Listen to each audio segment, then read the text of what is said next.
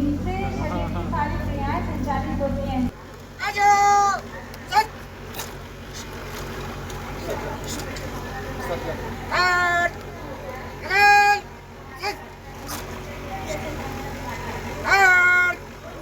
खड़े रहेगा बाकी विषय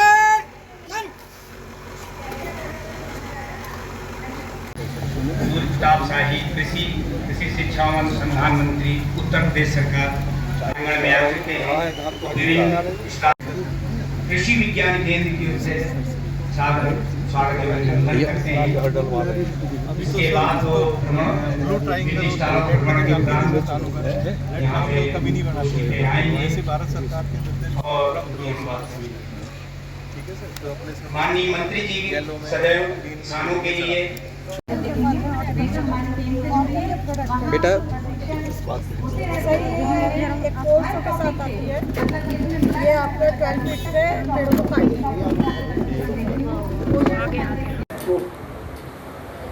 मुरादनगर आए हैं आप चितौड़ा कृषि केंद्र पे, क्या कहेंगे इसके बारे में, किस तरह का कार्यक्रम है? यहाँ किसानों से संवाद का कार्यक्रम है।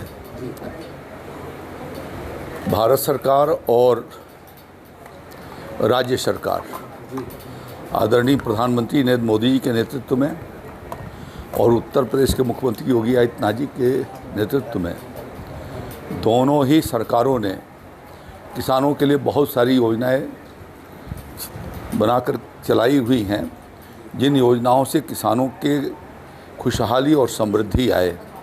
और इस दृष्टि से इन योजनाओं का प्रचार प्रसार और किसानों द्वारा उसका लाभ उठाया जा सके, इस दृष्टि से हर जनपद के भीतर इस प्रकार के अभियान हमारे चलते हैं। आज उसी क्रम में आज मैं कृषि विज्ञान केंद्र गाजियाबाद में आया हुआ हूँ और इसके पहले गौतम बुद्ध नगर के कृषि विज्ञान केंद्र में गया था। अभी रबी की फसल आने की बुआई शुरू होने वाली है और इस समय उत्तर प्रदेश में हम लोगों ने किसानों को विशेष रूप से हमने एक लक्ष्य रखा हुआ है कि दलहन और तिलहन में हम कैसे उत्तर प्रदेश का उत्पादन बढ़ाएं। और क्योंकि आदरणीय प्रधानमंत्री नरेंद्र मोदी जी ने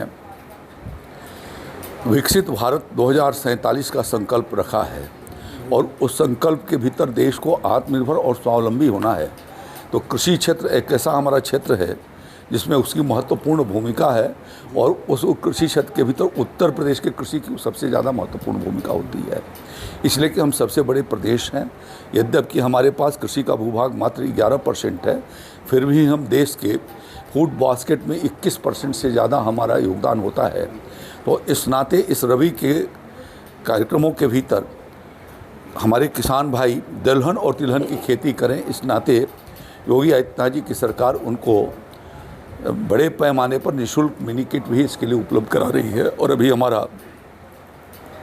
तोरिया के लिए बुकिंग शुरू है और कुछ दिनों के भीतर हम लोग सरसों और राई की भी बुकिंग शुरू करेंगे और उसके माध्यम से लगभग 7 लाख से ज़्यादा किसानों को उत्तर प्रदेश के भीतर हम निःशुल्क मिनी किट देंगे।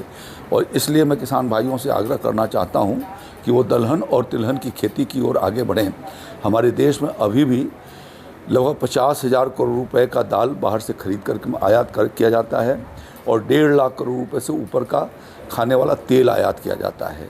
तो ये हमारे किसान उगा सकते हैं और उनको उसके माध्यम से अच्छी कीमतें भी मिल सकती हैं, क्योंकि पिछले 11 सालों में हमारे प्रधानमंत्री नरेंद्र मोदी जी ने उनकी न्यूनतम समर्थन मूल्य को 2 गुना से 2.25 गुना तक किया है दलहन और तिलहन का। तो यदि किसान उसको लगाता है तो कम रासायनिक खादों का इस्तेमाल करके, कम लागत करके और अच्छी आमदनी उसके माध्यम से कमा सकता है और साथ साथ में देश को आत्मनिर्भर और स्वावलंबी बना सकता है।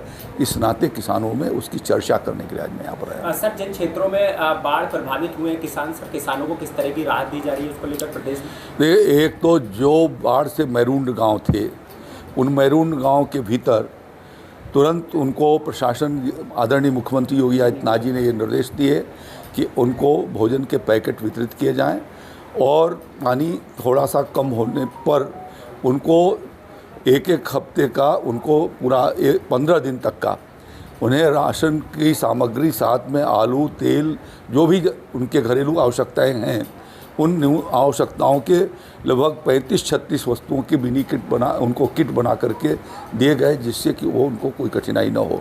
शेष के लिए उन्होंने ये जिलाधिकारियों को आदेश दिया है कि उनका सर्वे किया जाए और जिस प्रकार की जिस तरीके की क्षति होगी जो आकलन करके राजस्व विभाग भेजेगा तदनुसार उनको क्षतिपूर्ति की जाएगी। अमेरिका के ने जिस प्रकार से 50% टैरिफ लगाया है और उसको लेकर किसानों का क्या हित रहेगा? देखिए, इस टैरिफ को अमेरिका के आगे झुकने से प्रधानमंत्री मोदी जी ने मना कर दिया और ये स्पष्ट रूप से कह दिया कि किसानों के हित के साथ हम कोई कंप्रोमाइज़ नहीं करेंगे। तो हम अपने प्रधानमंत्री जी को धन्यवाद देते हैं कि उन्होंने एक बोल्ड स्टैंड किसानों के लिए लिया और किसानों की पूरी उन्होंने हितों की चिंता किया और उससे अभी जो GST का स्लैब घटाया है 5% किया है, उसको 18% से नीचे उतार करके, तो इससे भी देश के सभी किसानों को बहुत बड़ा फ़ायदा पहुंचने वाला है और उनकी लागत काफ़ी घटने वाली है। 27 के चुनाव हो गया, धन्यवाद।